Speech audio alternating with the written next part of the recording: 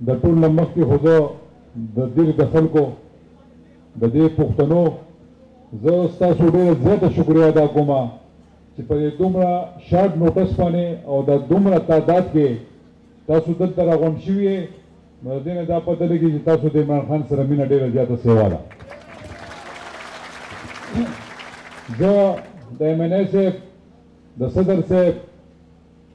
دلته چې څومره د پاکستان تحریک انصاف ملګري ولاړ دي او د دیر عوام دي SF یوت والا ملګري دلته ولاړ دي نو د ټول یو ځل بیا شکریه ادا کوم. نن دلته د راتګ مقصد د مارچ نه مخکې دا پروګرام او چې کوم حقیقي ازادي مارچ دی لانګ مارچ دی زه راتلم دلته دیر ته او چې کوم 4 کاله محنت په خیبر پښتونخوا کې صوبایي حکومت ما کړو اخرنی کال کې خلک د هغې هغه میوې خوري چې څومره پروجیکټونه څومره ترقیاتي کارونه هغه سر ته رسي یا د هغې شروعات کېږي نو د هغې د افتتاح دپاره به زه په ټوله صوبه کې ګرځېدم او دیر ته به هم راتلم ځکه چې دلته ډېر پروجیکټ چې دي هغه میچور شوي وي او د هغې باقاعده ما افتتاح کوله ځکه چې دلته کې یو پروپیګنډه روانه که وزیر اعلی دی صرف د سوات وزیر اعلی دی او دیر پله نه ګوري نو هغه پروپیګنډه غلطه ثابتولو دپاره به زه خامخا دلته راتلم او د دیر ترقۍ کې به ما خامخا خپل کردار ادا کوو ځکه چې دا ټوله سیمه زما خپله ده دا ټول ملکنډ ډویژن په ما پسې حساب دی او د دې نه دا تاسو پته ولګوئ چې ملکنډ ډویژن ځکه په ما پسې حساب دی چې پارټي دا فیصله وکړه چې د حقیقي ازادي مارچ د موبلایزیشن دپاره به وزیر اعلی صاحب او مراد صاحب چې دا ملکنډ ډویژن ته ځي نو ګوره تاسو زما نه نشئ جدا کېدی او زه ستاسو هم نشم جدا کېدی دا د هغې یوه نښه ده. نن دلته ستاسو د دیر په تاریخ کې دلته غټ غټ خلک پاتې شوي دي دلته ډېر خلکو حکومتونه کړي دي خو زما خیال دی په دې 4 کاله کې دوی چې کومه ترقي کړې ده دا به تاریخي ترقي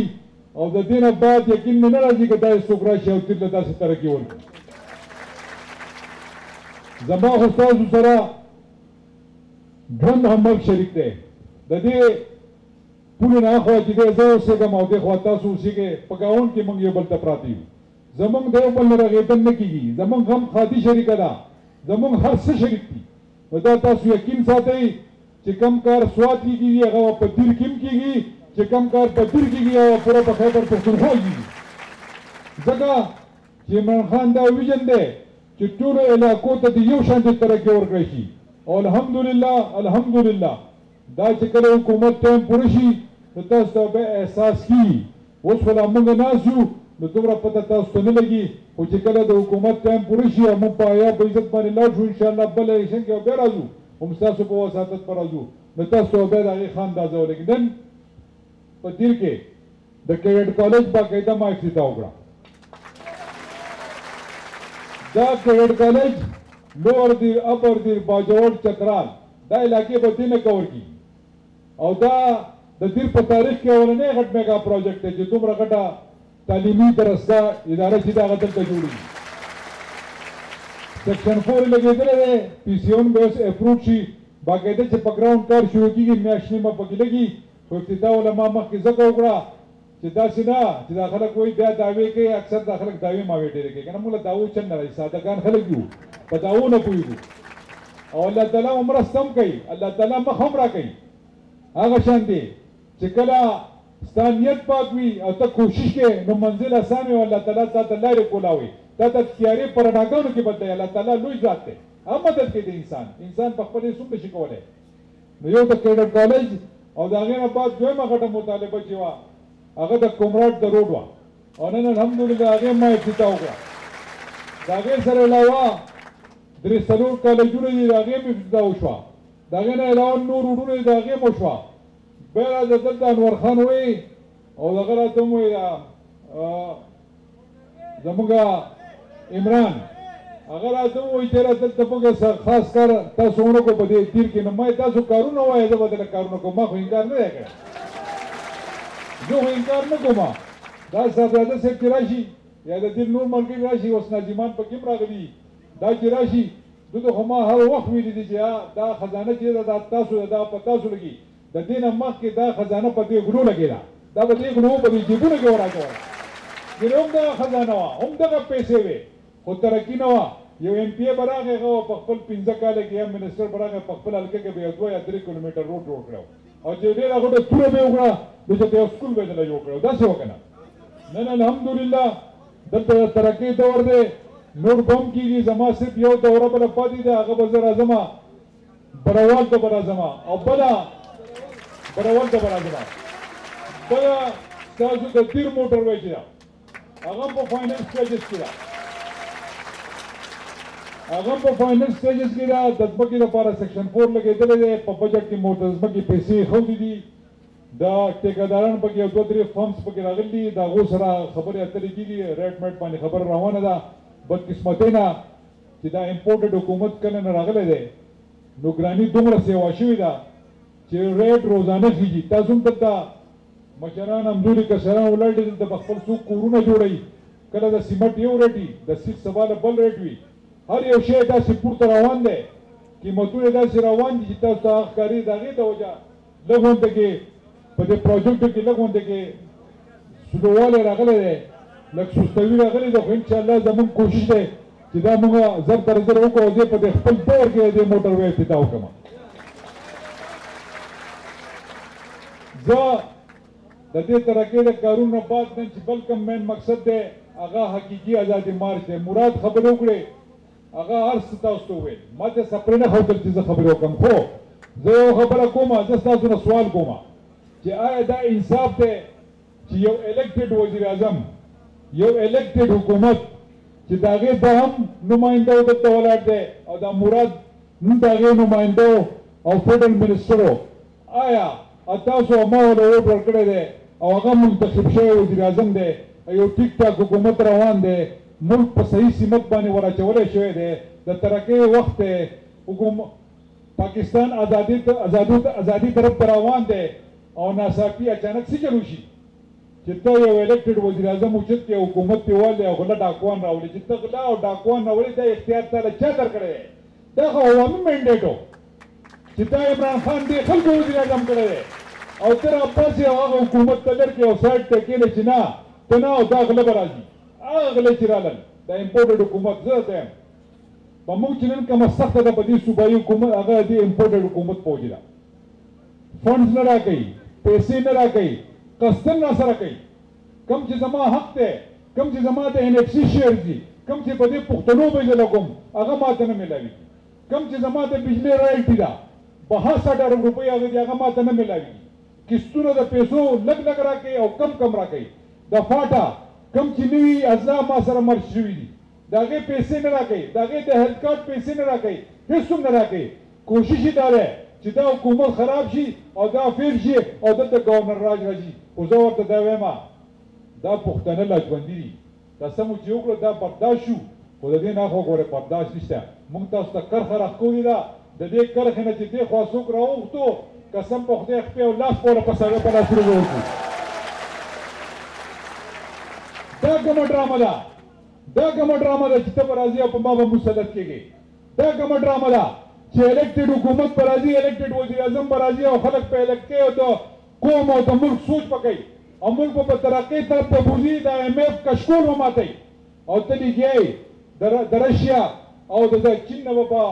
کمو پیسو باندې تیل او د خوراک غنم منم به تا ته راوړي او تا حکومت لرګې چې هلکه دا ته زیاتی کوې موږ د امریکې غلامان یو موږ د امریکې غلامان یو بیا خو دې مقصد دا چې د پاکستان د سره آزاد شوی نه دی هغه وخت کې د یو شین سترګو د لاندې او د نورو شین سترګو د لاندې موږ راغلي نو بیا فایده څه شوه بیا فایده څه شوه د دې زما مقصد دا دی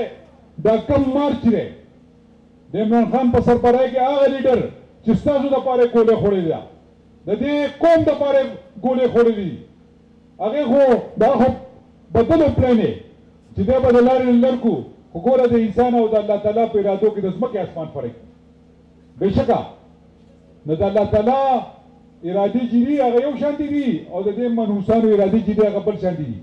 نو الله تعالی چپ د دا نه غواړي چې هغه په موږ باندې په دې قوم باندې هغه ظلم وکړي هغه مالک دی هغه موږ پیدا کړي یو زموږ ذمہواري راغله موږ دې خلکو له امریکې له دا ذمہواري نشو ورکولی چې هغه به موږ یو طرف ته راکاږي او بل طرف ته به راکاږي نو د دې ملک حقیقي طور باندې آزاد کولو لپاره دا مارچ دی او انشاءالله هفتې اتوار ته به یا به هفتې یا به اتواري هغه ورځ به موږ درکوو او تاسو موږ ټول به انشاءالله د خیبر پښتونخوا نه چې څنګه مخکې ته مخلوق وتی دی او د عمران خان سره شانه بشانه ولاړو اوس خو به د ملک پاکستان دپاره ورسره ودرېږو د دې نوي نسل د ازادۍ لپاره به ورسره ودرېږو د راروان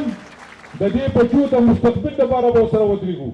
او د پاکستان د حقیقي ازادۍ لپاره به ورسره ودرېږو او ټول به ځو انشاءالله زه به درنه مخکې یم او تاسو به راپسې او زه به انشاءالله هلته کې او خپله ازادي به راوړو خپل ملک به ازادو ها موږ د هر ملک سره تعلقات غواړو خو د برابرۍ په حیثیت باندې هغه باندې عمران خان انټرویو هغه چې کومه خبره کړې وه هغه یو شانتې خبره کړې وه دلته خو تاسو ته پته دی چې میډیا څه حالات دی یو څو چند خلک چې دی هغه اغوستي دي هغه خبره ټول مړول کې پیش کړه خبره هغه یو وکړي عمران خان او دومره بل شانتې رنګ ورکړي دا خبره نه ده کړې همیشه لپاره دا خبره کړې وه چې دا ملک به ازادو دا ملک به ازادي خو د هر ملک سره به موږ تعلقات ساتو خو د برابرۍ او د دوستۍ په دغه باندې د غلامۍ نه موږ تا نه قرضې نه راکوو چې ته موږ له قرضې راکوه موږ په نور دا شیزونه یې په هغې کې سپورټ کوه کو دوستانه را سره کوې کو تعلق را سره ساتې دا خو نه ده چې ته به ما ته نن وایې چې نن هلته لاړ شه ډوم ورکوه موږ به ډوم ورته کوم ځای پورې کوو خو دا یو عمران خان و چې وایي چې نو مور او ایبسلوټلی ناټ په دې وجه باندې ګناهګارو په 2009-10 کې چې زموږ سره کوم حالات شوي دلته کې هغه ستاسو ته د سترګو د وړاندې دي د هغې زه په خپله شهید ګواه یم دا هر څه مونږ کتلي دي مونږ نور دې ډو مور ته نه یو ولاړ دې ته مونږ نور نه یو تیار مونږ نو مور ایبسلوټلی ناټ تیار ناست یو دغه به انشاءالله دې نه بعد په دې مارچ کې به ټول شرکت کوئ دا سوچت کې راځئ به ټول که نه او ښه په نره به راځئ زه دا نه یم دلته به د نورو پارټو خلک هم ولاړ وي دا وخت د پارټۍ نه دی دا وخت د پاکستان د مستقبل د بچ کولو دی دا وخت د پاکستان د ازادۍ دی د حقیقي ازادۍ دی موږ ټول به یو څیز کېږو دا نه ده زموږ به نظریاتي اختلاف وي زموږ به اختلافات وي خو دا ټایم د اختلافاتو نه دی وګورئ که عمران خان په غلطه لارې مور دی پسې که عمران خان په صحیح لار رواني نو بیا پکار دی چې موږ ټول هغه قافله کې شامل شو او په عمران خان پسې ځان هلته ورسو هغه په خوږ ځان باندې راځي هلته کې او موږ ټیک ټاک خبره برابر چې موږ هم نشو رسېدی نو څومره د شرم خبره به دی نو زه یقین ساتم د دین چې کوم غیر پښتانه دي هغه په دې لانګ مارچ کې ښه په قهر او جهار باندې شرکت کوي او ټول به راځي انشاءالله راځي زه